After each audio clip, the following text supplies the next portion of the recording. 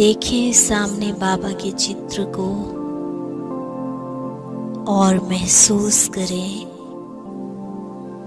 बाबा के नेत्रों से बहुत ही शक्तिशाली किरणों का प्रवाह आया और मेरे अंदर खुशियों का झरना बहा दिया।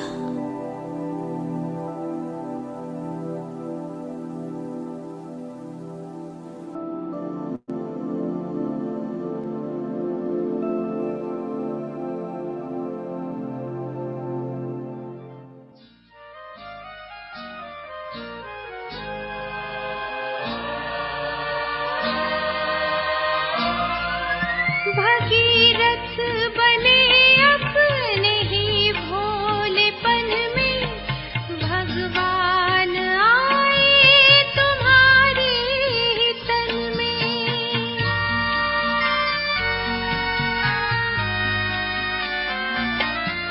भगीरथ बने अपने ही भोलेपन में, भगवान आए तुम्हारे ज्ञान गंगा बहाई, करती है पावन नदियाँ तुम्हारी मेरे ब्रह्मा बाबा। मधुबन के माली तुम्हें याद करती ये बगिया तुम्हारी मेरे ब्रह्मा बाबा।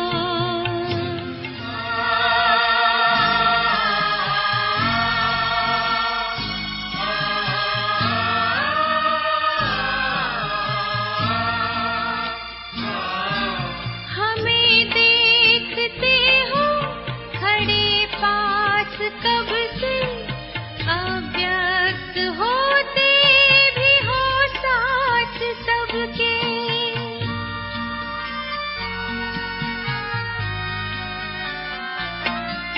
हमें देखते हो खड़े पास कब से, अव्यक्त होते भी हो साथ सबके। ऐसा ही आभास कमरे में होता, यही कह रही प्यारी कुटिया तुम्हारी मेरे ब्रह्मा बाबा।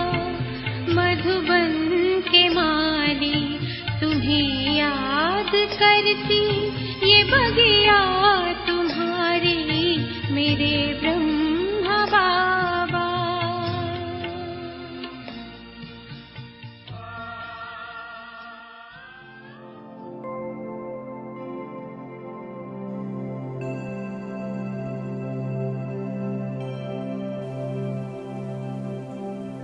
अभी बढ़ेंगे शांति स्तंभ की तरफ,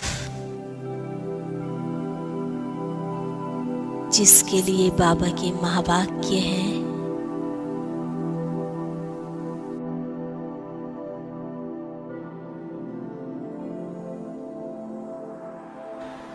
एक शांति स्तंभ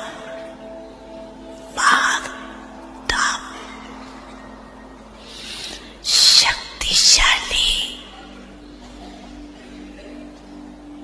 बनने की आवश्यकता हो तो शांति स्तंभ में पहुंच जाना।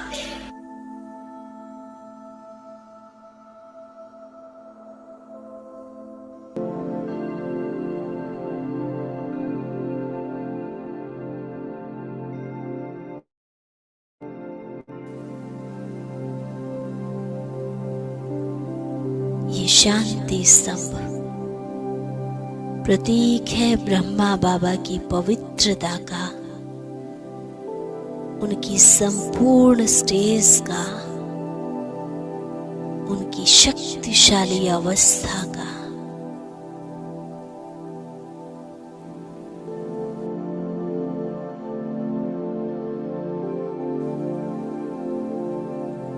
अगर हमें भी ब्रह्मा बाबा की तरह संपूर्ण शक्तिशाली बनना है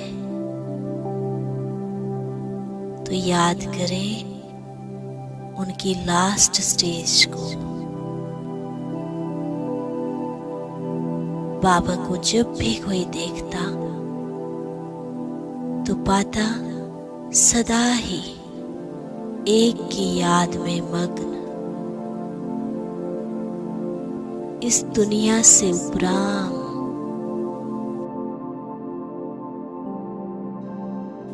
लाइट माइट से संपन्न सूक्ष्म शरीर ही दिखाई पड़ता।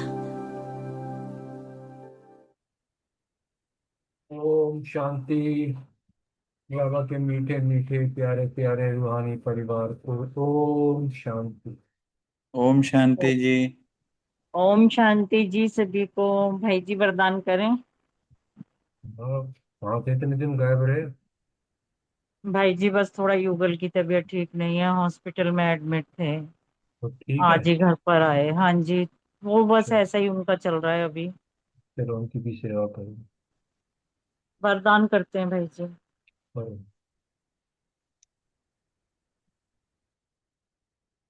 आज की साकार मुरली से बाबा ने वरदान दिया है, साधनों को यूज करते हुए साधना को अपना आधार बनाने वाले सिद्धि स्वरूप भव। कोई भी पुरानी दुनिया, आगे बाबा ने डिटेल दी है, कोई भी पुरानी दुनिया के आकर्षण में दृश्य अल्पकाल के सुख के साधन यूज करते व देखते हो तो उन साधनों के वशीभूत हो जाते हो। साधनों के आधार पर साधना ऐसे है जैसे रेत के फाउंडेशन पर बिल्डिंग। इसलिए किसी भी विनाशी साधन के आधार पर अविनाशी साधना ना हो। साधन निमित्त मात्र है और साधना निर्माण का आधार है। इसलिए साधना को महत्व दो तो साधना सिद्धि को प्राप्त कराएगी। वाह वाह वाह, बहुत सुंदर स्लोगन है। आगे, किसी भी कमजोरी का अंश है तो वंश पैदा हो जाएगा और परवर्ष बना देगा। ओम शांति जी। शुक्रिया बाबा, शुक्रिया परिवार का। ओम शांति। बहुत ही सुंदर और अच्छा आया। आज की मुरली से सोमान लिया। मैं सिद्धि स्वरूप आत्मा हूँ, स्मृति में रखा। अभी हम रूहानी ज्ञान रूहानी बाप से ले रहे हैं। नशे की पॉइंट है, हम आत्मा बाप के बच्चे हैं, इसी खुशी में रहना है। चिंतन का पॉइंट लिया, जब तक बाप ना आए तब तक कोई भ्रष्टाचारी से श्रेष्ठाचारी बन ना सके। धारणा की पॉइंट ली, ज्ञान की अच्छी रीति धारणा कर यही अभिमानी बनना है, यही मेहनत है, यही ऊंची मंजिल है। इसी मेहनत से आत्मा को सतो प्रधान बनाना है। माया कितने भी विघ्न डाले लेकिन मुख में मोहर्रा डाल देना है। एक की याद में रहकर तूफान हटा देने हैं। तो सेवा का पॉइंट था, सबको पहले पहले यह सबक सिखाना है कि अपने को आत्मा निश्चय कर बाप को याद करो तो तमो प्रधान से सतो प्रधान बन जाएंगे और बाप से वर्षा मिल। चकी का पॉइंट दिया कि किसी विनाशी साधन को पूर्ण रूप से आधार तो नहीं बना रखा। और योग का पॉइंट आकारी और निराकारी स्वरूप का अभ्यास किया। ओम शांति। शुक्रिया बाबा। ओम शांति। आज की साकार मुरली से इसको मान लिया, मैं सिद्धि स्वरूप आत्मा हूँ। योग अभ्यास, घड़ी घड़ी अपने को आत्मा समझ बाबा को बड़े प्यार से याद किया। धारणा के लिए, ज्ञान को अच्छी रीति धारण कर देही अभिमानी बनना है, जिन मुआफिक बनकर याद की यात्रा में रहना है। और सेवा के लिए सभी को पहले पहले यही सिखाना है कि अपने को आत्मा निश्चय कर बाप को याद करो तो तमो प्रधान से सतो प्रधान बन जाएंगे। और स्मृति में रखा कि देही अभिमानी होकर रहना है, यही बड़ी ऊंची मंजिल है। और चिंतन किया कि सदा इसी खुशी में रहना है, कि हम आत्मा बाप के बच्चे हैं और आपने क्या कि माया से तंग नहीं होना है। ओम शांति। ओम शांति। आज का संभाल लिया, मैं साधनों को यूज करते हुए साधना को अपना आधार बनाने वाली सिद्धि स्वरूप आत्मा हूँ।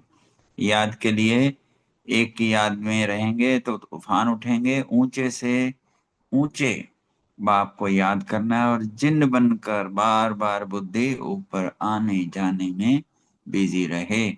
और धारणा के लिए पॉइंट लिया, बस यही अभ्यास भी करना है, मेहनत भी करना है कि देवमानी बनना है। नो डाउट मंजिल ऊंची है, पर बाप हमें ना बड़ी विशाल और महीन बुद्धि बनाते हैं। और सेवा के लिए पॉइंट लिया, बस पहला सबक यही सिखाना है कि अपने को आत्मा समझ बाप में निश्चय रखोगे तो तमो प्रधान से सतो प्रधान बन जाएंगे। और स्मृति का पॉइंट रखा, हम तो हैं आत्मा, हमारा धर्म शांति है, कर्म योगी हैं। और चेकिंग के लिए पॉइंट रखा कि मैं कितना समय बाप की याद में रहता हूँ, देवमानी स्थिति कितनी रहती है। और चिंतन का पॉइंट लिया, तकदीरमान आत्मा। Thank you very much.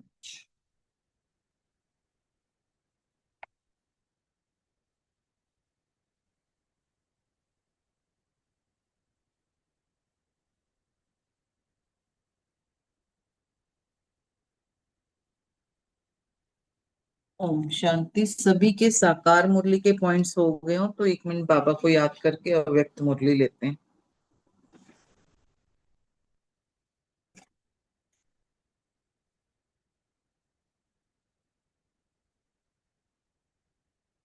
Om शांति।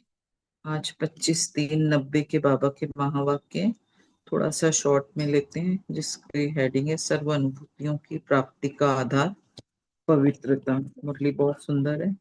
बाबा अपने स्नेह के सागर बाबा अपने रूहानी बच्चों की रूहानी फीचर्स देख रहे थे, और फीचर्स में रूहान बाबा देख रहे थे कि रूहानियत है फीचर्स में, लेकिन नंबर वार है, क्योंकि जो रूहानियत का आधार है वो पवित्रता है।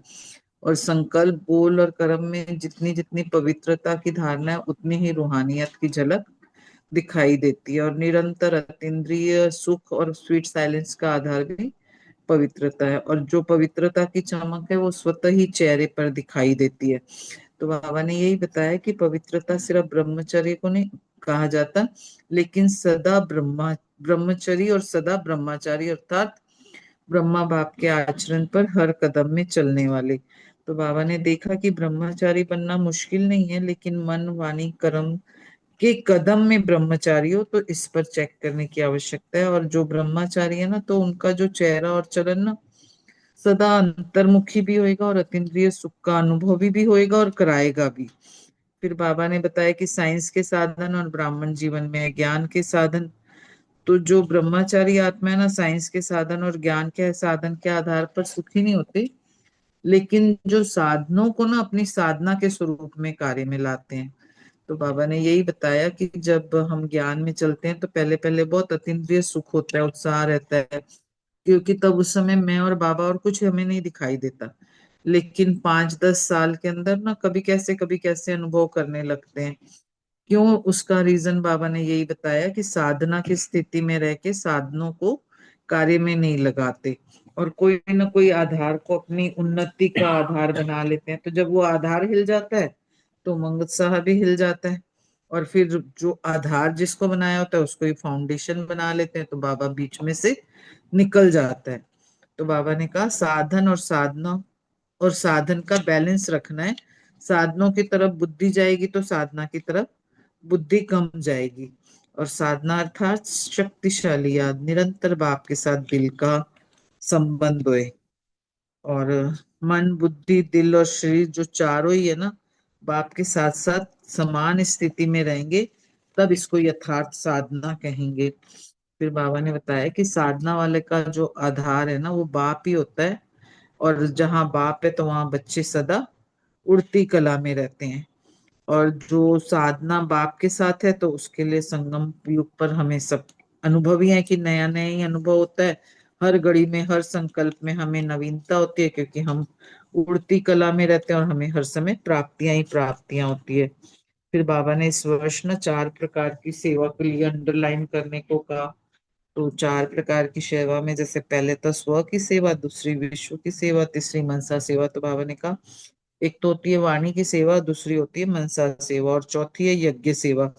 तो यज्ञ सेवा की थोड़ी सी बाबा ने इसमें डिटेल दी। तो बाबा कहते हैं कि जहां भी जिस भी सेवा में हम रहते हैं ना, वो यज्ञ कुंड है, सिर्फ मधुबन नहीं है। तो हमें यज्ञ सेवा अर्थात कर्मना द्वारा कुछ ना कुछ सेवा जरूर करनी चाहिए। और सेवा से ना हमारे 3 प्रकार के, मनसा वाचा कर्मना और तन मन धन, ये खाते जमा होते हैं। तो इसमें भी ना कई बाबा ने कहा कि ब्राह्मण सोचते हैं कि हम तो धन से सहयोगी नहीं बन पाते, लेकिन इसमें क्या है, जो समर्पित आत्मा होती है ना, वो यज्ञ कार्य में इकोनॉमी से करती है, अटेंशन देती है, या धन की इकोनॉमी या जो भी, तो वो उसका अकाउंट जमा हो जाता है। और अगर कोई नुकसान करते हैं हम, जैसे हम अब आश्रम में फैन चल रहा है, चलने देंगे देख के भी, तो वो हमारा नेगेटिव पॉइंट होएगा। लेकिन हमें इकोनॉमी करनी है तो हमारा वो जमा का खाता बढ़ेगा। फिर बाबा ने ये भी बताया कि जो समर्पित आत्मा ना दूसरों के द्वारा अगर धन सफल कराती है तो वो भी उसका जमा होता है। फिर बाबा ने कहा कि स्थूल सेवा को कर्मना सेवा नहीं कहते।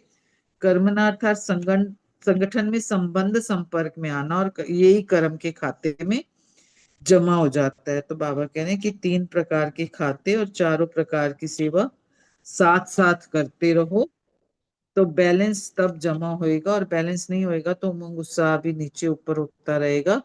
तो बाबा यही कह रहे हैं कि सहज और नेचुरल अटेंशन रखो, और डबल लाइट स्थिति में नेचुरल अटेंशन होता ही है। तो अब हम डिटेल में मुरली लेते हैं। ओम शांति। 25 दिन 90 के बाबा के महावाक्य बहुत सुंदर। सर्व अनुभूतियों की प्राप्ति का आधार पवित्रता। अव्यक्त बाप दादा अपने बच्चों प्रति बोले, स्नेह के सागर बाबा चारों ओर के रूहानी बच्चों के रूहानी फीचर्स देख रहे हैं, और हम हर एक ब्राह्मण बच्चे के फीचर्स में बाबा कह रहे रूहानियत है, लेकिन नंबरवार है, क्योंकि रूहानियत का आधार पवित्रता है। और संकल्प, बोल और कर्म पवित्रता की जितनी जितनी धारणा होएगी ना, उसी प्रमाण रूहानियत की झलक सूरत में दिखाई देगी। और ब्राह्मण जीवन की चमक की पवित्रता है। निरंतर अतीन्द्रिय सुख और स्वीट साइलेंस का विशेष आधार भी पवित्रता है। तो अगर पवित्रता नंबरवार होगी तो इन अनुभूतियों की प्राप्ति में भी हम नंबरवार ही रहेंगे। और अगर पवित्रता नंबर 1 है तो बाप के द्वारा प्राप्तियों की अनुभूतियां भी नंबर 1 होगी। तो पवित्रता की जो चमक है ना, स्वतः ही चेहरे पर दिखाई देती है निरंतर। और जो पवित्रता की रूहानियत के नयन है ना, सदा ही निर्मल दिखाई देंगे। सदा नयनों में रूहानी आत्मा और रूहानी भाव की झलक अनुभव होगी। तो बाबा आज ना सभी बच्चों की विशेष यह चमक और झलक देख रहे थे। और फिर बाबा ने कहा कि अपने रूहानी पवित्रता के फीचर्स को नॉलेज के दर्पण में देख सकते हो, क्योंकि विशेष आधार क्या है, पवित्रता है। फिर बाबा ने बताया कि पवित्रता सिर्फ ब्रह्मचर्य को नहीं कहा जाता, लेकिन सदा ब्रह्मचारी और सदा ब्रह्मचारी अर्थात बाप के आचरण पर हर कदम में चलने वाले, और जो उनका संकल्प, बोल, कर्म रूपी कदम जो होएगा ना, नेचुरल ब्रह्मा बाप के कदम के ऊपर कदम होएगा, जिसे हम फुट स्टेप कहते हैं। तो हर कदम में ब्रह्मा बाप का आचरण भी दिखाई देगा। तो बाबा कह रहे हैं ब्रह्मचारी बनना मुश्किल नहीं है, लेकिन जो मन, वाणी, कर्म के कदम है वो ब्रह्मचारी होने चाहिए। इस पर चेक करने की बाबा कह रहे हैं भी आवश्यकता है। और जो ब्रह्मचारी है ना, तो उनका चेहरा और चलन सदा ही अंतर्मुखी और अतीन्द्रिय सुखी अनुभव होएगा। फिर बाबा बता रहे हैं कि एक है साइंस के साधन और ब्राह्मण जीवन में है ज्ञान के साधन। तो जो ब्रह्मचारी हैं आत्मा के साधन व ज्ञान के साधन के आधार पर सुखी नहीं होते, लेकिन साधनों को भी अपनी साधना के रूप में, स्वरूप में कार्य में लाते। साधनों को आधार नहीं बनाते, लेकिन अपनी साधना के आधार से साधनों को कार्य में लाते हैं। जैसे कोई ब्राह्मण आत्माएं कभी कभी कहते हैं हमें ये चांस नहीं मिला, इस बात की मदद नहीं मिली, यह साथ नहीं मिला, इसलिए खुशी कम हो गई, अथवा सेवा का या स्व का उमंग उत्साह कम हो गया। बाबा कह रहे कि पहले पहले अतीन्द्रिय सुख था, उमंग उत्साह भी रहा, मैं और बाबा और कुछ दिखाई नहीं दिया, लेकिन मेजॉरिटी 5 वर्ष से 10 वर्ष के अंदर अपने में कभी कैसे अनुभव करने लगते हैं। और बाबा ने इसका कारण बताया कि पहले 10 वर्ष में उमंग उत्साह 10 गुना बढ़ना चाहिए, लेकिन उसका कम होने का कारण भी साधना की स्थिति में रहे, साधनों को कार्य में नहीं लगाते, कोई ना कोई आधार को अपनी उन्नति का आधार बना लेते हैं, और फिर जब वो आधार हिलता है तो उमंग उत्साह भी हिल जाता है। तो ऐसे ही ना बाबा कह रहे आधार लेना बुरी चीज नहीं है, लेकिन आधार को ही फाउंडेशन बना देते हैं, तो फिर क्या होता है, बाबा बीच में से निकल जाता है और आधार को फाउंडेशन बना लेते हैं। तो बाबा कह रहे इसलिए हलचल क्या होती है कि यह होता तो ऐसा होता, यह होगा तो ऐसे होगा, यह तो बहुत आवश्यक है, ऐसे अनुभव होने लगता है। हम कई बार सोचते हैं ना, नहीं ऐसे होता तो बहुत अच्छा होता, ऐसे होता तो, पर अब हम 2-4 दिन से सुन रहे हैं ड्रामा की क्लासेस, तो ड्रामा जब बना बनाया तो हमारे मन में ये थॉट भी नहीं आना चाहिए कि यह होता, ऐसा नहीं होता, ऐसा होता तो बहुत अच्छा होता, तो ये सब नहीं आना चाहिए। तो बाबा कह रहे ये बहुत आवश्यक है, ऐसे अनुभव होना लगता है। और साधन और साधना का जो बैलेंस नहीं रहता, तो साधनों की तरफ बुद्धि जाती है, साधना की तरफ बुद्धि कम हो जाती है। इसलिए कोई भी कार्य में, सेवा में फिर बाप की ब्लेसिंग का अनुभव नहीं करते, और जब ब्लेसिंग का अनुभव नहीं होता तो साधनों द्वारा सफलता मिल तो जाती है, लेकिन क्या होता है, उमंग उत्साह बहुत अच्छा भी रहते हुए सफलता कम होती है तो उमंग उत्साह भी कम हो जाता है। साधना अर्थात शक्तिशाली याद, निरंतर बाप के साथ दिल का संबंध। साधना इसको नहीं कहते कि सिर्फ योग में बैठ गए, लेकिन शरीर से बैठते हैं वैसे दिल मन बुद्धि एक बाप की तरफ, बाप के साथ साथ बैठ जाएं। शरीर भले यहाँ बैठा है और मन एक तरफ बुद्धि दूसरी तरफ जा रही है, दिल में और कुछ आ रहा है, तो इसको क्या कहेंगे, इसको साधना नहीं कहेंगे। मन बुद्धि दिल और शरीर, मन बुद्धि दिल और शरीर चारों ही साथ साथ बाप के साथ समान स्थिति में रहे, यह है यथार्थ साधना। मन बुद्धि दिल और शरीर चारों ही साथ साथ बाप के साथ समान स्थिति में रहे, तो बाबा ने इसको यथार्थ साधना कहा। अगर यथार्थ साधना नहीं होती तो आराधना चलती है। तो बाबा कह रहे पहले भी सुनाया है कि कभी याद करते लेकिन कभी फिर फरियाद करते, तो याद में फरियाद की आवश्यकता नहीं है, और साधना वाले का आधार सदा बाप ही होता है। तो जहाँ बाप है वह सदा बच्चों की उड़ती कला है, कम नहीं होएगा लेकिन अनेक गुना बढ़ता जाएगा। तो कभी ऊपर कभी नीचे इसमें थकावट होती है, और अगर हम कोई हलचल के स्थान पर बैठे तो क्या होता है, तो बाबा ने एग्जाम्पल दिया कि ट्रेन में बहुत हिलने से थकावट होती है ना, तो कभी कभी उमंग उत्साह में उड़ते हैं, कभी बीच में रहते हैं, कभी नीचे आ जाते हैं, तो ये भी तो हलचल ही हो गई ना। तो बाबा कह रहे इसलिए थक जाते हैं और बोर हो जाते हैं और फिर सोचते हैं क्या ऐसे ही चलना है। लेकिन बाबा कह रहे हैं जो साधना द्वारा बाप के साथ है, उसके लिए संगम युग पर सब नया ही नया अनुभव होता है, हर घड़ी में हर संकल्प में नवीनता, क्योंकि हर कदम में उड़ती कला अर्थात प्राप्ति में प्राप्ति होती रहेगी, हर समय प्राप्ति है। संगम युग में हर समय बाप वर्षे और वरदान के रूप में प्राप्ति कराते हैं। तो जब हमें प्राप्ति होती है तो खुशी होती है, और खुशी होती है तो उमंग उत्साह बढ़ता है, तो वो कम नहीं हो सकता। तो चाहे माया भी आए ना तो विजयी बनने की खुशी होगी, क्योंकि माया पर विजय प्राप्त करने के लिए हम नॉलेजफुल बन गए। तो बाबा कह रहे 10 साल वालों को 10 गुना, 20 साल वालों को 20 गुना हो रहा है, कहने में तो आता है लेकिन है तो अनेक गुना। फिर बाबा पूछ रहे हैं कि अब इस साल क्या करना है, तो उमंग उत्साह द्वारा, उमंग उत्साह तो बाप द्वारा मिली हुई हमारी जायदाद है, बाप की प्रॉपर्टी को हमने अपना बना लिया, तो प्रॉपर्टी को बढ़ाना ही होता है, बाप की प्रॉपर्टी को कम तो नहीं किया जाता ना। तो बाबा कह रहे हैं इस वर्ष विशेष 4 प्रकार की सेवा पर अटेंशन अंडरलाइन करनी है। पहला नंबर है स्व की सेवा, दूसरा नंबर है विश्व की सेवा, तीसरा है मनसा सेवा। तो बाबा कह रहे एक होती है वाणी द्वारा सेवा, दूसरी मनसा सेवा भी विशेष है, और चौथी है यज्ञ सेवा। तो बाबा कह रहे जहां भी हैं, जिस भी सेवा स्थान पर है, वो सेवा स्थान जो है वो यज्ञ कुंड है। ऐसे नहीं है कि सिर्फ मधुबन है यज्ञ। हमारे जो स्थान है वो यज्ञ नहीं, आप हमारे स्थान यज्ञ नहीं है तो यज्ञ सेवा अर्थात कर्मना द्वारा कुछ ना कुछ सेवा जरूर करनी चाहिए। तो बाप दादा के पास 3 प्रकार के खाते जमा होंगे अगर हम सेवा करते हैं। तो मनसा, वाचा और कर्मना, तन मन और धन, ये 3 प्रकार के खाते हैं। तो कई ब्राह्मण सोचते हैं कि हम तो धन से सहयोगी नहीं बन सकते, सेवा नहीं कर सकते, क्योंकि हम समर्पित है, धन कमाते नहीं, तो धन से कैसे सेवा करें।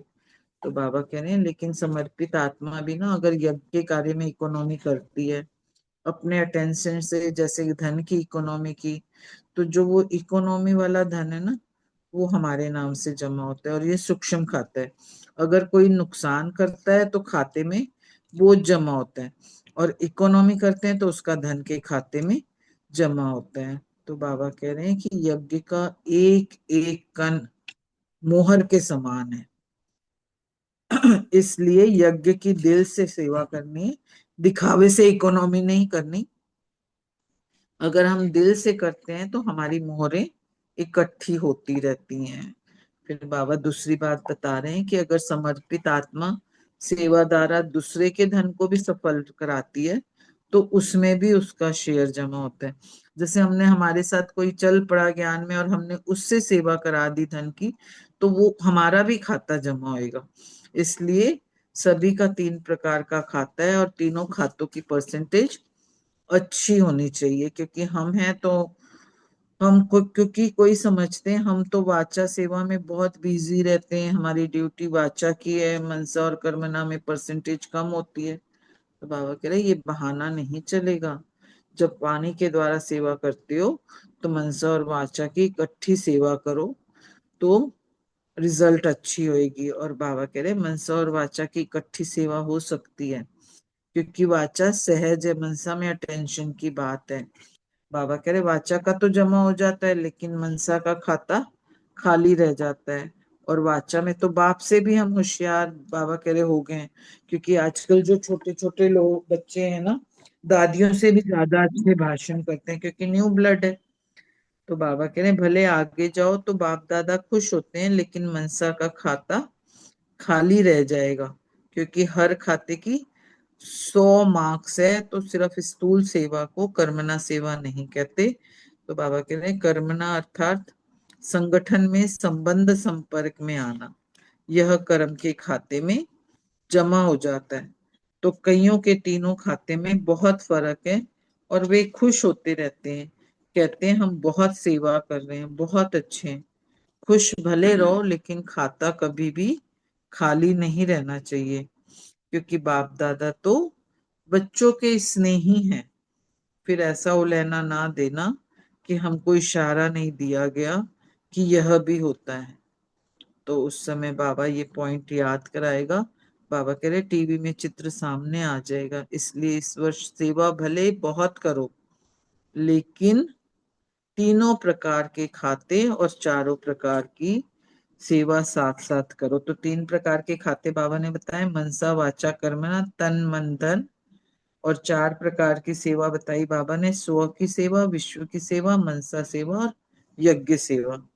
तो बाबा कह रहे हैं कि वाचा का तरफ भारी हो जाए और मनसा तथा कर्मणा हल्का हो जाए तो क्या होगा, बैलेंस नहीं रहेगा। और जब बैलेंस नहीं रहेगा तो फिर उसके कारण क्या होगा, उमंग उत्साह भी नीचे ऊपर होगा। तो बाबा कह रहे हैं अटेंशन रखना। बाबा बार बार कहते हैं अटेंशन को टेंशन में नहीं बदलना। कई बार ना टेंशन को टेंशन बना देते हैं, ये नहीं करना। सहज और नेचुरल अटेंशन रखनी है, और डबल लाइट स्थिति में नेचुरल अटेंशन होता ही है।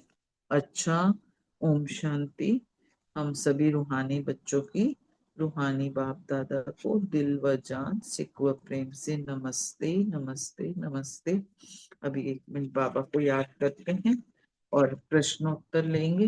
प्रश्नोत्तर मैंने थोड़े कम बनाए सो दैट सभी डिटेल में अच्छे से बोल पाए, लेकिन उसको सार युक्त बोलना है। ये ना हो कि हम पूरा पढ़ें, क्योंकि मैंने कम जान के बनाए कि सारा एक प्रश्न में समझ आए, पर उसका रिप्लाई प्लीज सभी सार रूप में देंगे। ओम शांति। Thank you. 1 मिनट बाबा को याद करें।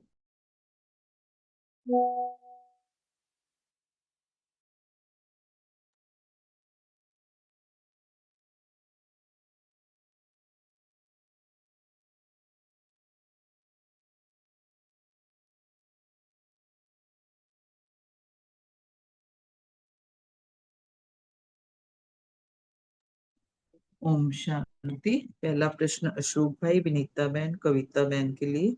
बाप दादा अपने चारों ओर के रूहानी बच्चों में क्या देख रहे हैं? ओम शांति। थैंक यू प्रीति बहन। आज बाबा के माँ बाप के बहुत अच्छे हैं, सुंदर हैं, पवित्रता के ऊपर है। बाबा की जितनी भी मूल्य पवित्रता पर चली हैं, सारी युक्त होती है। आपने बड़े प्यार से समझाया भी है। बाबा आज अपने रूहानी बच्चों के रूहानी फीचर्स को देख रहे हैं। और अक्सर कहता है कि रूहानी है, रूहानियत तो है, लेकिन जो है नंबरवार पुरुषार्थ अनुसार है। क्योंकि बाबा की जो रूहानियत का आधार बाबा ने जो बताया वो है पवित्रता। केवल जो है एक ही पवित्रता नहीं, लेकिन संकल्प बोल कर्म में भी पवित्रता। तो वो जो है जितनी जितनी पवित्रता होगी वो रूहानियत जो है चेहरे और चरण में भी दिखाई देगी। तो क्योंकि बाबा ने कहा कि अतीन्द्रिय सुख का अगर अनुभव करना है, स्वीट साइलेंस का अनुभव करना है, तो उसके लिए भी पवित्रता आधार है, मुख्य आधार है। किसी भी प्रकार की कोई भी अनुभूति करने तो पवित्रता जरूरी चाहिए। बाबा के इस ज्ञान का मुख्य आधार ही पवित्रता है। तो इसी में जो है वो बाबा ने इस चीज को आज बहुत ही कहा। जितनी जितनी पवित्रता होगी रूहानियत में, तो नैनों में भी नजर आएगी और चेहरे और चरण से भी बाप दादा को रूहानियत वो नजर आएगी। मुख्य है पवित्रता। बाबा ने कहा पवित्रता केवल ब्रह्मचर्य ही नहीं, लेकिन ब्रह्मचारी भी। ब्रह्मचारी को बाबा ने कहा कि अर्थात ब्रह्मा बाप के आचरण पर कदम चलने वाले, जिनका संकल्प बोल कर्म ब्रह्मा बाप समान है, वो ऐसे हमको बनना है। अच्छा, ओम शांति। Thank you. ओम शांति। आज बाबा रूहानी बच्चों के रूहानी फीचर्स देख रहे हैं और सभी ब्राह्मण बच्चों के फीचर्स में रूहानियत है, लेकिन नंबरवार है। क्योंकि बाबा हमारे ब्राह्मण जीवन का आधार ही पवित्रता है। तो संकल्प में, बोल में और कर्म में हमने जितनी पवित्रता धारण की होगी, उतनी हमारी रूहानियत की झलक सूरत में दिखाई देगी। तो बाबा कह रहे हैं कि निरंतर अतीन्द्रिय सुख और स्वीट साइलेंस का विशेष आधार ही पवित्रता है। तो पवित्रता लेकिन नंबरवार है। इन अनुभूतियों की प्राप्ति भी नंबरवार है, क्योंकि जैसे पवित्रता होगी जिस उस हिसाब से उसकी अनुभूति होगी, और फिर अनुभूतियों में भी नंबरवार है। अगर पवित्रता नंबर 1 है तो बाप द्वारा अनुभूतियां भी नंबर 1 होंगी। तो पवित्रता की चमक हमेशा चेहरे पर दिखाई देती है। पवित्रता की रूहानियत के नयन सदा ही निर्मल दिखाई देते हैं। और बाबा ने कहा है कि रूहानी आत्मा और रूहानी बाप की झलक सदा नयनों से अनुभव होगी। बाबा ये चमक और झलक सब बच्चों के चेहरे पर देख रहे हैं, और नॉलेज के दर्पण में सभी बच्चे अपनी रूहानी पवित्रता को देख सकते हैं, क्योंकि विशेष आधारी पवित्रता है। पवित्रता केवल ब्रह्मचर्य नहीं है, सदा ब्रह्मचारी। और सदा ब्रह्मचारी अर्थात ब्रह्मा बाप के आचरण पर हर कदम पर बाबा के अनुसार चलने वाले, जो बाबा कहें बाबा के कहने पर, और उनका हर कदम ब्रह्मा बाप के कदम के साथ होगा, कदम के ऊपर कदम होगा। इसको फुट स्टेप कहा है बाबा ने। तो उनके आचरण में भी ब्रह्मा बाप का आचरण दिखाई देगा। ओम शांति। ओम शांति। बहुत सुंदर मुरली प्रीति बहन आपने बहुत अच्छे से सुनाई, और भाई बहनों ने भी बहुत अच्छे से इसका बताया है। तो आज बाप दादा जो है ना पवित्रता की ना एक तरह से डेफिनेशन ही बता रहे हैं। वो अपने बच्चों में, रूहानी बच्चों में ना रूहानी फीचर्स को देख रहे हैं और बता रहे हैं कि जैसे ब्राह्मण बच्चे के फीचर्स में रूहानियत जैसे जैसी होगी ना, वैसे ही उसके अंदर नंबरवार होगा। लेकिन नंबरवार रूहानियत भी होगी, क्योंकि हर बच्चे का अपना अपना रूहानियत के आधार पर ही पवित्रता का मदार रहता है। तो बाबा कहते हैं सिर्फ पवित्रता, सिर्फ तन की पवित्रता नहीं चाहिए। बाबा कहते हैं कि पवित्रता में आपको सारी चीजों में पवित्रता अगर होगी ना, तभी वो पवित्र रूहानियत की झलक उतनी ही ज्यादा उस इंसान के, उस आत्मा के चेहरे से नजर आएगी। जिसमें बाबा कहते हैं कि उसके संकल्प में भी, बोल में भी और कर्म में भी जितनी ज्यादा पवित्रता होगी ना, उतना ज्यादा वो रूहानी चमक नजर आएगी। और पवित्रता, बाबा कहते हैं कि ब्राह्मण जीवन की तो आधार ही पवित्रता है, चमक ही पवित्रता है। जो अति इंद्रिय सुख और स्वीट साइलेंस का इसमें विशेष आधार भी बताया बाबा ने। कहा है कि पवित्रता नंबरवार तो होती ही है, और पवित्र बाप दादा भी जो की जो अनुभूतियां प्राप्त होती है ना, उससे ही हमें अपनी पवित्रता का, रूहानियत का पता चलता है। और पवित्रता की रूहानियत जो होती है ना, वो नैनों से भी नजर आती है ना। तो जिस जो ज्यादा निर्मल, ज्यादा सॉफ्ट नजर आता है ना, उसके अंदर उतनी रूहानियत होती है, और उतना ही वो बाप का प्यारा होता है, और उतना ही उसके अंदर से भी हम बाप की झलक को अनुभव कर सकते हैं। बाबा बार बार ये भी कहते हैं कि रूहानियत जो होती है ना, रूहानी पवित्रता, वो हमारे नॉलेज के दर्पण से ही पता चल जाती है। कि इस किसी भी आत्मा से जब बात करते हैं, उससे बात करने के अंदाज से, उसकी विशेष मतलब पवित्रता, उसके चेहरे से, उसकी रूहानियत से पता चल जाती है कि वो किस तरह से है। तो सिर्फ बाबा ने ब्रह्मचर्य नहीं बोला कि पवित्रता में सिर्फ ब्रह्मचर्य ही आना चाहिए, नहीं। बाबा कहते कि ब्रह्मचारी भी होना चाहिए, जो बाप के कदम पे कदम मिलाकर चले, और बाबा के हूबहू, बाबा की कहे हुए जो बाबा की श्रीमत अनुसार चलते हैं ना, उस अनुसार चल के ब्रह्मचारी बनना है। और मन वचन और कर्म से भी वो ब्रह्मचारी ही नजर आए, दूसरों को रूहानियत उसके चेहरे से, उसके आचरण से, उसके कर्मों से नजर है। तो बाबा कहते हैं कि इसने अपने आप अपनी चेकिंग अपने खुद ही करनी है। तो तब उसका चेहरा ही, बाबा कहते हैं, चलन ही सदा अंतर्मुखी और अतीन्द्रिय सुख का अनुभव होगा। और बाबा ने यहीं पर, बाबा ने ये भी बताया है कि रूहानियत जो है वो उसके पूरे आत्मा के पूरे चाल चलन से, कर्मों से, संकल्पों से, बोल से, उसके नैनों से, सब तरफ से उसकी पवित्रता, रूहानी पवित्रता, रूहानी नजर आएगा वो आत्मा। ओम शांति। थैंक यू अशोक भाई, विनीता बहन, कविता बहन, सारी आंसर दिया आप तीनों ने, बहुत बहुत थैंक यू। इसी तरह आगे सभी ध्यान रखेंगे। दूसरा प्रश्न अनीता बहन, मीतू बहन, सीमा बहन के लिए, साइंस के साधन और ज्ञान साधन के बारे में बाबा ने क्या कहा? शांति। बहुत ही सुंदर मुरली, बहुत अच्छे से आपने बताई। बाबा ये कह रहे हैं कि एक होते हैं साइंस के साधन, और दूसरा हमारे ब्राह्मण जीवन के ज्ञान के साधन है। तो बाबा ने यहाँ बताया है कि जो ब्रह्मचारी आत्मा है ना, वो साधनों को यूज, साधना करते हुए साधनों को यूज तो करेगी, लेकिन उनको अपना आधार नहीं बनाएगी। क्योंकि क्या होता है कभी कभी कि सेवा में कुछ लोग जो है किसी व्यक्ति से ही इतना अटैच हो जाते हैं।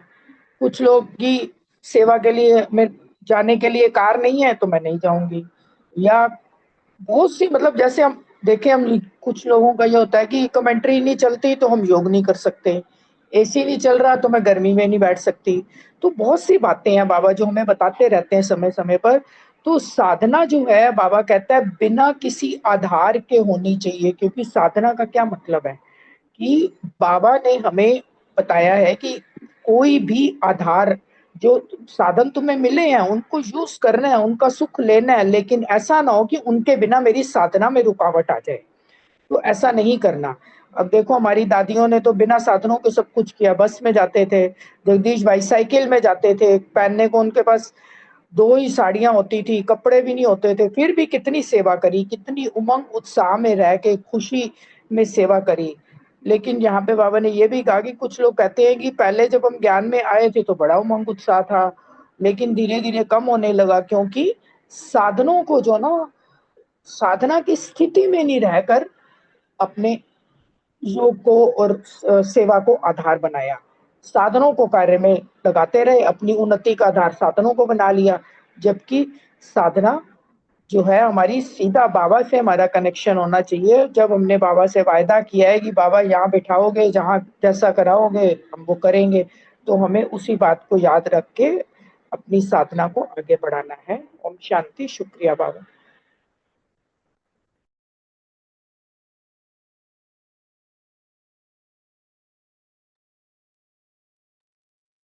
मीतू बहन, सीमा बहन ने। हाँ जी, हाँ जी। ओम शांति विधि बहन, थैंक यू, बहुत सुंदर मुरली समझाई आपने। तो बाबा ने यहाँ बताया है कि एक है साइंस के साधन और दूसरे है ब्राह्मण जीवन में ज्ञान के साधन। तो जो ब्रह्मचारी आत्मा होती है ना, वो साइंस के साधनों और ज्ञान के साधनों के आधार पर सुखी नहीं होते। वो साधनों को यूज तो करते हैं, लेकिन साधना के स्वरूप में उसको यूज करते हैं।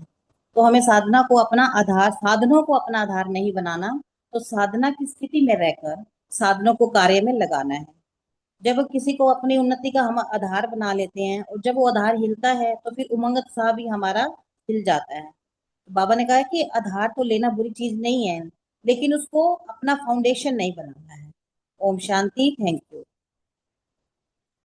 थैंक यू मीतू बहन, थैंक यू सीमा बहन, थैंक यू अनीता बहन, बहुत सुंदर। अगला प्रश्न बलविंदर बहन, रूमी बहन और रानी बहन के लिए। साधन और साधन का बैलेंस नहीं रहता, स्पष्ट करें। ओम शांति। थैंक यू प्रीति बहन, बहुत सुंदर मुरली आपने स्पष्ट की और सभी का मंथन बहुत सुंदर। बाबा ने कहा साधना और साधनों का बैलेंस नहीं रहता, यानी कि बच्चे जो है ना साधनों की तरफ ज्यादा अट्रैक्ट हो जाते हैं कि ये सुविधा मिले, गाड़ी मिले तो हम जाए, एसी मिले तो हम जाए। बाबा ने कहा फिर जब साधनों की तरफ बुद्धि चली जाती है तो फिर हमारी साधना की तरफ जो है बुद्धि कम हो जाती है।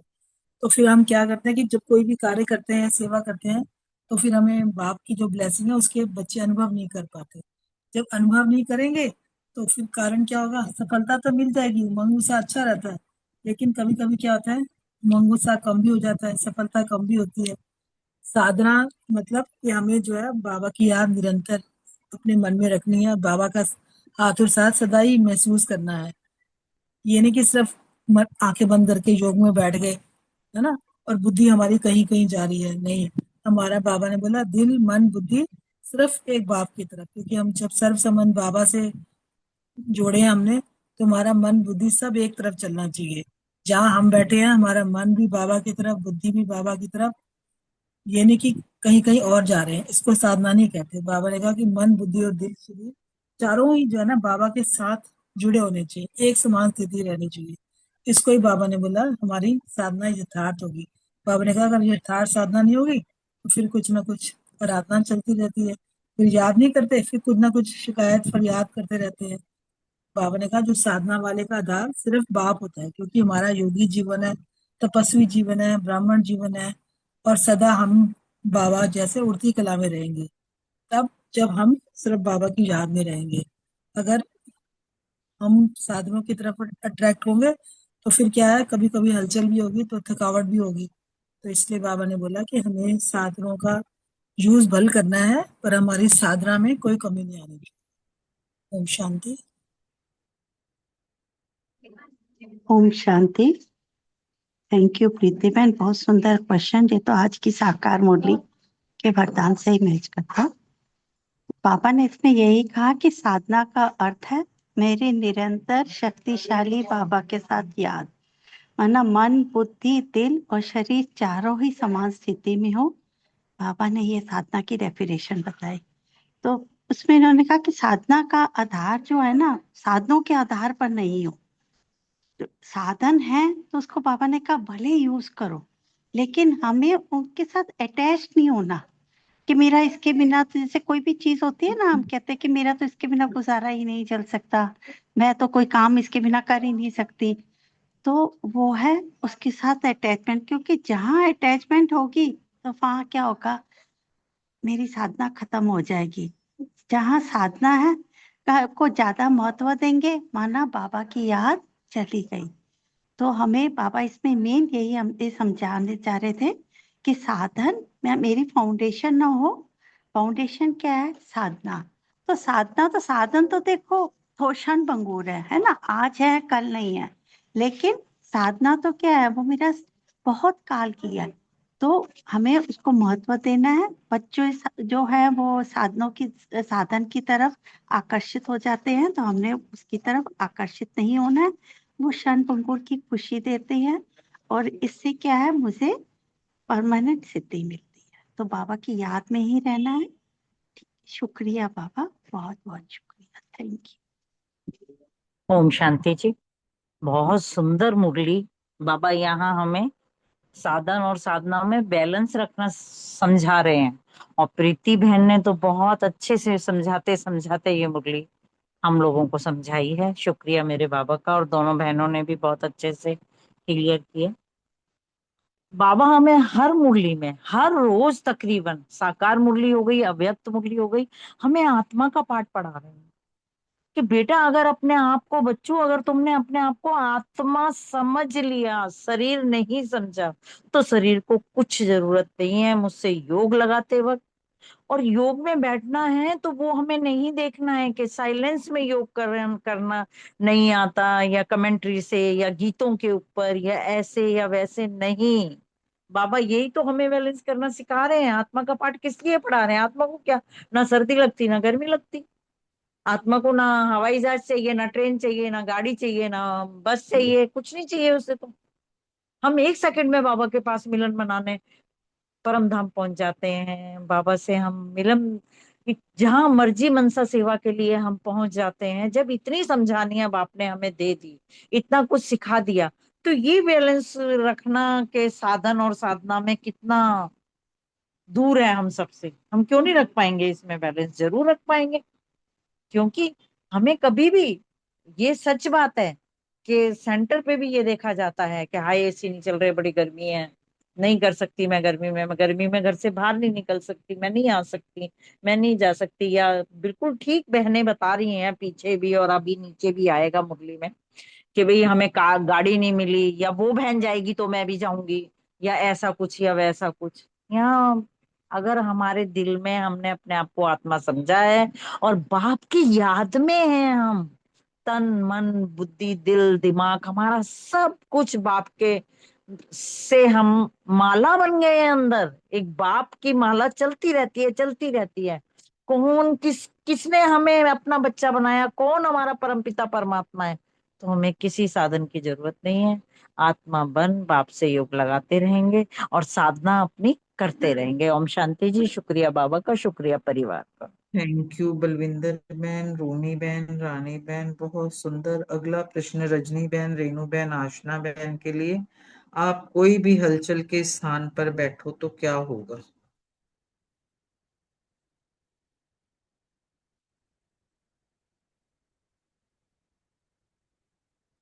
तीनों नहीं है? रजनी बहन, रेणु बहन, आशना बहन।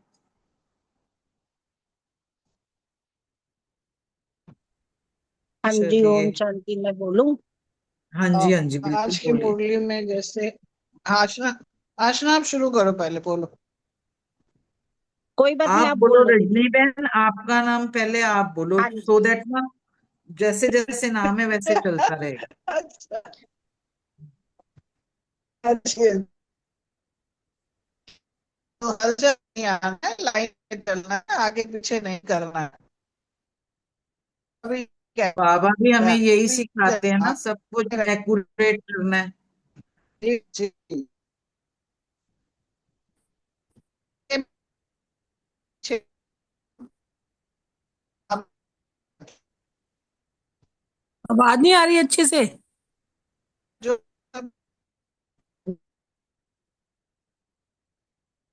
कटिंग पटिंग हो रही है आपकी आ रही आवाज, है अभी? नहीं आ रही, कटपट अच्छा हो रही जी। है।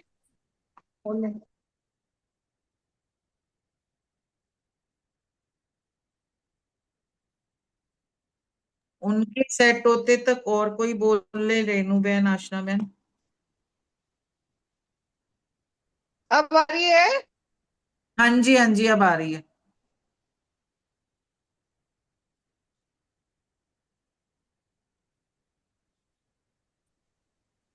ओम शांति। हो गया हलचल, देखो बाबा ने दिखा दिया हलचल की बात। अब ओम शांति। ओम शांति बोलो बहन, बोलो। ओम शांति। आ रही है आवाज? हाँ जी, हाँ जी, आ रही है, आप बोलो।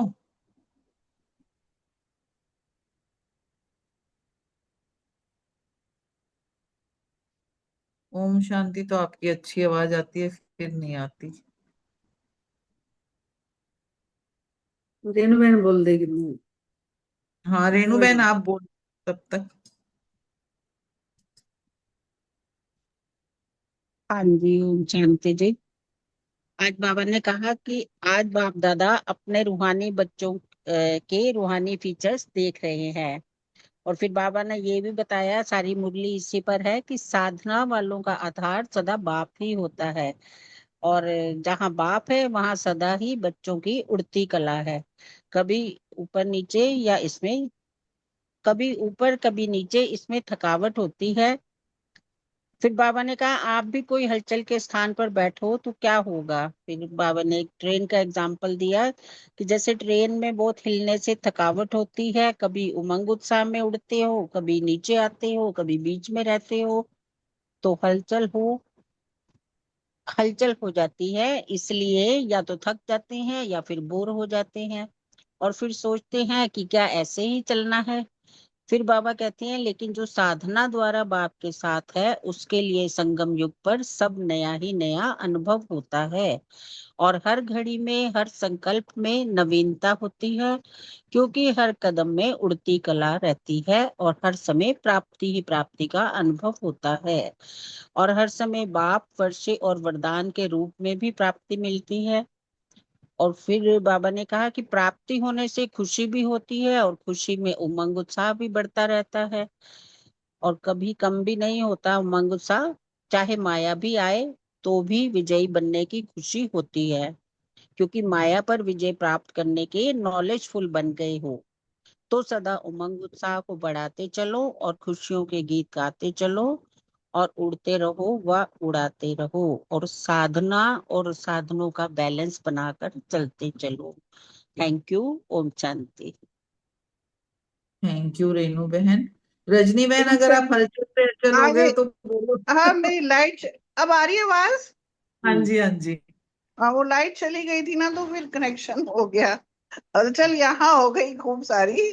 साधन का बाबा ने प्रैक्टिकली हमें बता दिया कि साधनों के बीच में रहोगे तो ये हलचल आएगी आएगी आपके पास। मगर हलचल वहां नहीं आएगी जब सिर्फ बाबा अकेला सामने हमारे साथ होगा। जब हम बाबा को रखेंगे आगे तो हमें किसी जरूरत ही नहीं है, किसी साधना की जरूरत नहीं है, किसी साथ की जरूरत नहीं है। साधना तभी हो पाएगी सिर्फ बाबा के साथ जब हम बैठेंगे। और उसके बाद हमारे पास ये नहीं आएगा कि हाँ जी ये नहीं था तो इसलिए, अभी जैसे मैंने कहा लाइट चली गई थी, मगर जब हम साधनों का सहारा ले लेते हैं तो उस टाइम में क्या होता है कि जैसे ही अभी गया, जैसे मैं भी हलचल में आई कि अरे आ नहीं रहा, नेट चला गया है, तो उसमें फिर ये होता है कि साधन नहीं है तो बाबा की साधना में भी हमारे कहीं ना कहीं कमी आ जाती है, हमारा मन हिल जाता है, बुद्धि हिलती है, और वो साधना में उस तरह से। और बाबा ने ये भी तो कहा है ना कि जब पूरे कनेक्शन होते हैं ना तो पावर, देखिए एक कनेक्शन ही तो कटा था, लाइट अभी गई है ना तो सब कुछ खत्म हो गया, मगर जैसे ही कनेक्शन हुआ आवाज आप तक भी पहुंची, मुझे भी पहुंची, और सारे आसपास सुनाई भी दे रही है। इसी तरह से साधना का शब्द होता है साधना। साधना है हमें, उसको पक्का करना है। किसको? पहले शरीर को अपने, कहीं हिले डुले नहीं।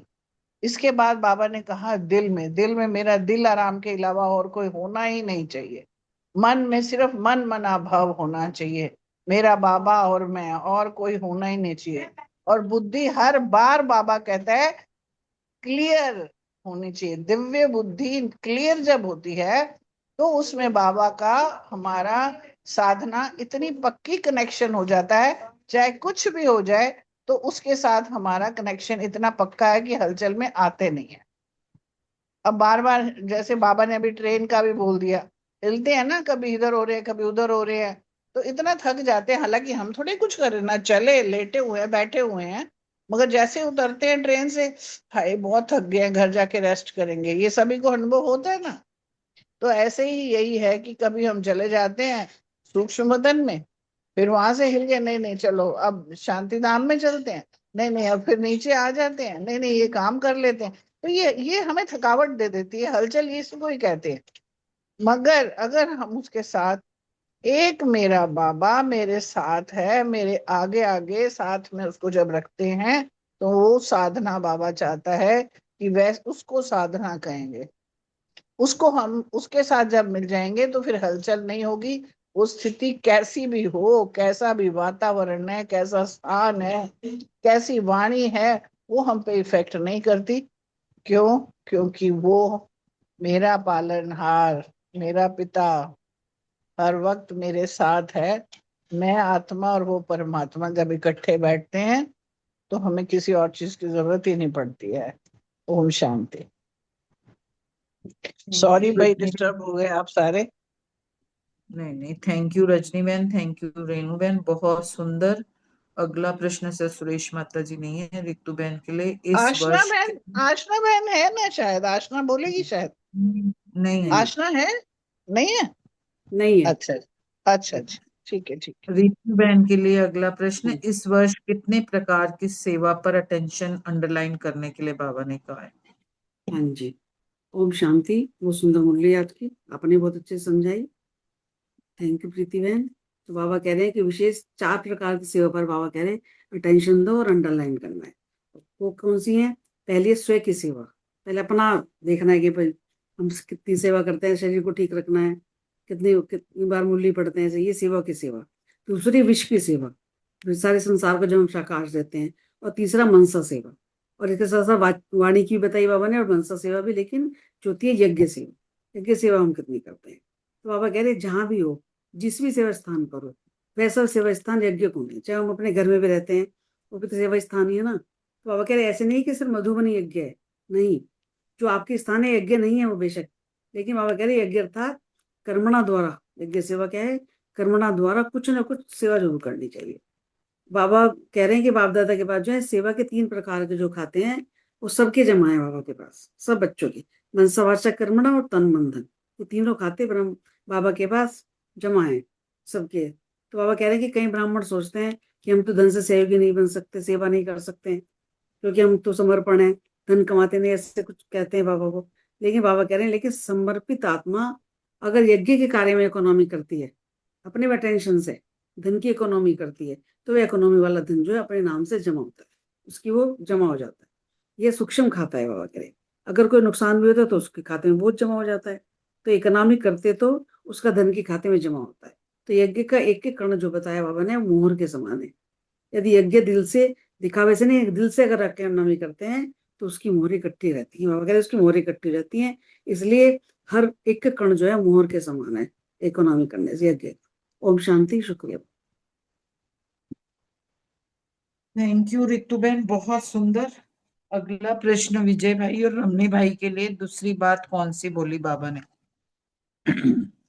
ओम शांति। बहुत पावरफुल महावाक्य और बहुत अच्छे से सब स्पष्ट कर रहे हैं। प्रीति जी ने भी अच्छे से स्पष्ट किया। दूसरी बात, जैसे पहली बात बताई ना बहन ने, 4 प्रकार की सेवा और 3 प्रकार के खातों की, बाबा इसी पे ही ध्यान खिंचवा रहे हैं कि जैसे बात कर रहे थे ना कि भाई इकोनॉमी करना है, यहाँ बाबा ने बताया है कि जैसे समर्पित भाई बहन है या घर में माताएं बहनें हैं, ये अगर अर्निंग नहीं भी करती और कहीं पे सेवा करते हैं या सेवा करवाती भी हैं, किसी से भी धन सफल कराती हैं, तो उनका शेयर उनको मिल जाता है। फिर बाबा ने कहा जो 3 प्रकार के खाते हैं, जिसको मनसा वाचा कर्मणा कहते हैं, तो इसमें भी ना हमारा जो है ना अच्छी परसेंटेज होनी चाहिए। ऐसा नहीं कि मेरी वाचा की ड्यूटी है और वाचा की हो गई तो हो गई, पर इसके साथ वाचा के साथ मनसा और कर्मणा। मनसा में ऐसे कि मन में भी इतने शुभ भाव शुभकामना। वो दादी जानकी जी का सामने सारा सीन याद आ जाता है। कहीं पर भी जाना होता था तो वो कहा करते थे कि पहले ही मैं उस सीन को इमर्ज करती थी, वहां की मनसा से सेवा करती थी, वहां जाके सारी चीजें उनके प्रति शुभ भावनाएं रखती थी। प्लस जो है जैसे कर्मणा में ये है कि अपनी चाल चलन इन चीजों के साथ भी हम बिना बोले बिना किए भी अपने सेवा कर सकते हैं। बाबा ने कहा कि बच्चे मनसा वाचा में तो बहुत बड़े हो गए हैं, नया ब्लड है ना, दादियों से भी आगे आए हैं। बाबा कहते, कोई बात भले जाओ आगे जाओ, बाबा भी खुश होते हैं। और पर हमें ये ध्यान रखना है कि ऐसा ना होए, क्योंकि हर एक के मार्क्स फुल फुल हैं, हमें इस पर पूरा पूरा ध्यान देना है। और बाबा ने ये कहा कि अब जैसे जो सारी सेवाएं साथ साथ हो, अर्थात सब में बैलेंस हो, मनसा में भी, वाचा में भी, करुणा में भी, इसमें अटेंशन देना है। और अटेंशन भी डबल लाइट होके, तभी वो नेचुरल अटेंशन जाएगा। और तभी हमारे जो है ना 4 प्रकार की सेवा जो बताई ना, सह सेवा, विश्व सेवा, मनसा सेवा, यज्ञ सेवा, और यज्ञ सेवा का बड़ा विस्तार बताया। कहीं पर भी जो यज्ञ का कार्य है उसमें भी आप सेवी सेवकी होते हो। मनसा वाचा कर्मणा, तन मन धन, हमें सब में बैलेंस रखते हुए आगे बढ़ना है, अटेंशन रखनी है और डबल राइट रहना है। बाकी रमणी भाई जी और इसमें और स्पष्ट करेंगे, हमें डायरेक्शन देंगे। वेलकम। हाँ जी, ओम शांति। होता है भाई साहब ने। और दूसरी बात बाबा यही कहता है कि जो ब्रह्मा मधुबन में है या सेंटर पे है, अपने पैसा तो लगा नहीं सकते, तो बाबा उनको कमाने के हिसाब से बाबा ने बोला है कि वो मान लो किसी आत्मा को ज्ञान दे के, प्रेरणा दे के उनसे भी धन यज्ञ में सफल करते हैं, तो वो सफल उनका खाता में जमा होता है, उनका शेयर जमा होता है। और बाबा ने कहा कर्मणा मतलब जो भाषण करने वाले सोचें कि भाषण करूं और बाकी काम में नहीं कर सकूं, मनसा सेवा कम ज्यादा नहीं होना चाहिए। वाणी के साथ मनसा का सेवा भी उतना ही महत्व है और बैलेंस रखना है इसमें, यही कहा बाबा ने। ओम शांति। थैंक यू विजय भाई, थैंक यू रमनी भाई, बहुत सुंदर। पूरे परिवार का बहुत बहुत थैंक यू। सभी ने सारयुक्त बहुत अच्छी तरह से विचार सागर मंथन किया। सबका दिल से शुक्रिया बाबा, ऐसे प्यारे परिवार का बहुत बहुत शुक्रिया। ओवर टू अशोक भाई जी। जो सबकी ओर से प्रीति बहन, आपको बहुत बहुत धन्यवाद, बहुत बहुत दिल से दुआ। थैंक यू बाबा। बड़े प्यार से बाबा का गीत सुनते हैं। अशोक भाई जी, एक विचार है, रमणी भाई जी सभी सुन रहे हैं। बोलो। जैसा वरदान के लिए इस महीने विशेष अटेंशन खिंचवाया है ना, तो अपन यहाँ वरदान पढ़ते हैं, घर भी पढ़ते हैं, अटेंशन रखते हैं। इस पे कुछ और विस्तार से एक या दो को कुछ किया जाए इसमें। भाई वो पुराने वरदान भी साथ साथ चलते रहे, स्मृतियां बनती रहे, उसमें भी सारी नवीनताएं हैं। विचार करना, इसका किसी का कुछ आए तो हम ये किसको कैसे ले ये सकते हैं। यही हम इसको जैसे यहाँ पर पढ़ते हैं वरदान और स्लोगन, ये पिछले हम्म। दिन का भी पढ़े, मतलब और आज का तो पढ़ते ही पढ़ते हैं, पिछले भी एक बार रिवाइज जरूर करें और वरदान को वरदान के तरीके से पढ़ें।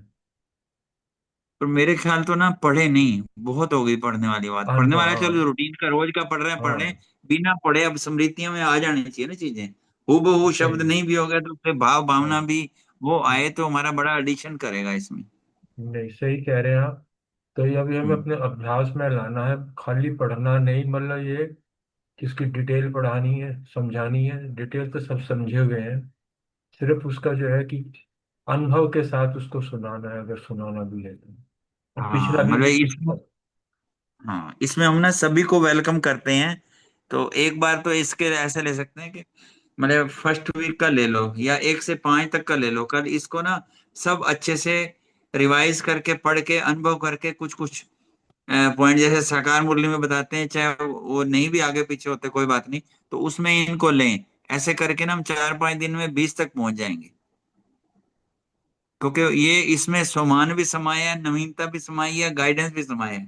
क्योंकि अब थोड़ा सा अटेंशन देने में ऐसे लगा है, तो आप सबसे ये रिक्वेस्ट है, किसी का कोई सुजेशन, जो पढ़ते हैं वो पढ़ते रहे एक बार, जो करंट का मोबाइल है वो एक अलग इशू है, वरदान। पर जो बाकी ना बिना पढ़े हुए फर्स्ट 5, 1 से लेके 5 तक कैसे हम 20 को 4-5 दिन में कवर कर जाएंगे।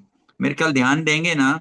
मैंने ना इसको पर्सनल में रिकॉर्डिंग किया 20 के 20 वरदान को, तो सिर्फ 3.5 मिनट लगे। और रिकॉर्डिंग में जब सुनते हैं तो विजुलाइज करके तो फिर को सुनेंगे तो सुन सकते हैं। तो ये भी एक विधि है, इसको पढ़ के विजुलाइज करके जैसे भी करके। तो इसका मेरे ख्याल कुछ भाई बहन और इसमें ऐड करें, इसको जो बताएं। मेरे ख्याल साकार मुरली के टाइम बता दें, वो ज्यादा अच्छा है। फिर भी किसी की कोई और होए तो ऐड कर सकते हैं। ओवर टू अशोक भाई जी, वेलकम।